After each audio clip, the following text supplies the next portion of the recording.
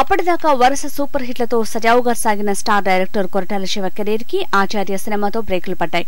Megastar Chiranjeevi, mega power star Ram Charan కలిసి నటించిన cinema కావడంతో ఈ సినిమాపై భారీ అంచనాలు నెలకొన్నాయి. భారీగా ప్రీ రిలీజ్ చేసిన ఈ సినిమా విడుదలైన మొదటి రోజు నుంచి నెగటివ్ టాక్ తో అందరికీ షాక్ ఇచ్చింది. భారీ అంచనాల మధ్య విడుదలైనప్పటికీ ఈ సినిమా బాక్సాఫీస్ వద్ద అతిపెద్ద డిజాస్టర్ గా నిలిచి కొరటాల శివ కెరీర్ లోనే అతిపెద్ద ఫెయిల్యూర్ గా మారింది. ఇక పూర్తిగా నష్టాల్లోకి వెళ్లిపోయిన ఈ సినిమా డిస్ట్రిబ్యూటర్లు మరియు బయ్యర్లకు కొరటాల శివ అండగా నిలబడాల్సి వచ్చింది.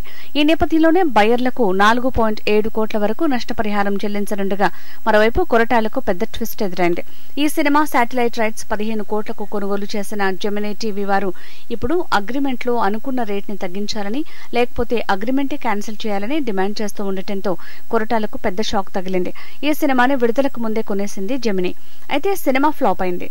టీవీలో కూడా రేటింగ్లు రాని పరిస్థితి.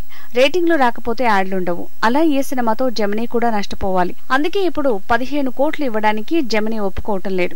మరోవైపు కొరటాల శివ తన తదుపరి సినిమా యంగ్ టైగర్ ఎన్టీఆర్ తో చేయాల్సి ఉంది. కానీ ఆచార్య ఫైనాన్షియల్ సమస్యల నుంచి బయటపడ్డ తర్వాతే తాను కథను వింటానని, ఎటువంటి ఇబ్బందులు లేకుండానే సినిమా సెట్స్ పైకి తీసుకువెళ్లాలని కొరటాలకు చెప్తున్నారట.